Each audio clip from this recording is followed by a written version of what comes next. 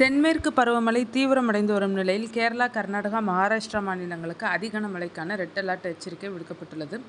தமிழகத்தின் நீலகிரி, கோவை மாவட்டங்களில் மிக கனமழை பெய்யும் என்று இந்திய வானிலை ஆய்வு மையம் எச்சரிக்கை விடுத்துள்ளது.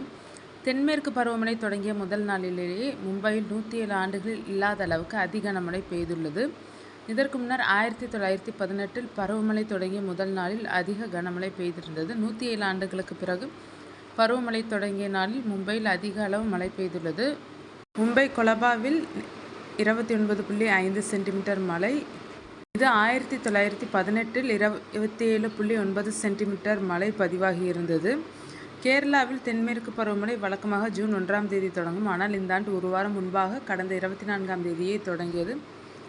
அடுத்த நாளே பெரும்பாலான மாவட்டங்களில் கனமழை கொட்டி தீர்த்தது. மாநிலத்தின் பல்வேறு மாவட்டங்களிலும் தொடர்ந்து கனமழை பெய்து வருவதால் தாழ்வான பகுதிகள் வெள்ளத்தில் மூழ்கினர். கோட்டயம், எர்ணாகுளம், இடுக்கி, திருச்சூர், பாலக்காடு, மலப்புரம், கோழிக்கோடு, கண்ணூர், காசர்கோடு உள்ளிட்ட 11 மாவட்டங்களுக்கு அதி கனமழைக்கென ரெட் அலர்ட் எச்சரிக்கை விடுக்கப்பட்டுள்ளது. இதற்கிடையில் கர்நாடகாவில் 2 வாரம் முன்பாகவே தென்மேற்கு பருவமழை தொடங்கியுள்ளது. கடலோர பகுதிகள், தென் மாவட்டங்களில் கனமழை பெய்து வருகிறது. இதனால் பல்வேறு ஆறுகளில் வெள்ளப்பெருக்கு ஏற்பட்டுள்ளது. பல இடங்களில் பேரிடர் மீட்பு குழுவினர் மீட்பு பணியில் ஈடுபடுத்தப்பட்டனர். மேலும் கர்நாடகா தலைநகர் பெங்களூருவுக்கு கனமழைக்கான எச்சரிக்கை விடுக்கப்பட்டுள்ளது. கடலோர கர்நாடகாவில் அடுத்த 5 நாட்களுக்கு அதி கனமழைக்கான ரெட் அலர்ட் எச்சரிக்கை விடுக்கப்பட்டுள்ளது. மும்பையில் கடந்த 2 நாட்களாக கனமழை பெய்து வருகிறது. இதனால் தாழ்வான பகுதிகளான குர்லா, சியான், தாதர், பரேல் மற்றும் சுற்றியுள்ள இடங்களில் வீடுகளுக்குள் மழைநீர் புகுந்துள்ளது. சாலைகளில் வெள்ளம் கரைபுரண்டு ஓடுகிறது. பல்வேறு சாலைகள், சுரங்கப்பாதைகளில் வெள்ள நீர் தேங்கியுள்ளதால் போக்குவரத்து ஸ்தம்பித்துள்ளது. புறநகர் ரயில் சேவை, வெளி மாநிலங்களுக்கான ரயில் சேவையும் பாதிக்கப்பட்டுள்ளது. சுமார் 250 விமான சேவைகளும் பாதிக்கப்பட்டுள்ளனர். தொடர்ந்து மழை பெய்து வருவதால் மக்களின் இயல்பு வாழ்க்கை முடங்கியுள்ளது. மும்பைக்கும் தானே, ரத்னகிரி, ராய்காட் ஆகிய மாவட்டங்களுக்கும் அடுத்த 24 மணி நேரத்திற்கு ரெட் அலர்ட் எச்சரிக்கை விடுக்கப்பட்டது.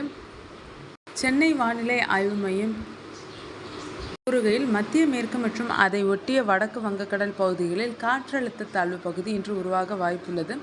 தமிழ்நாட்டில் இன்று முதல் 4 நாட்கள் ஆரஞ்சு அலர்ட் எச்சரிக்கை விடுக்கப்பட்டுள்ளது. தமிழகத்தில் இன்று முதல் 29ஆம் தேதி வரை ஓரிரு இடங்களில் இடிமின்னலுடன் மிதமான மழை பெய்யக்கூடும். ஓரிரு இடங்களில் தரைக்காற்று மணிக்கு 40 முதல் 50 கிலோமீட்டர் வேகத்தில் வீசக்கூடும்.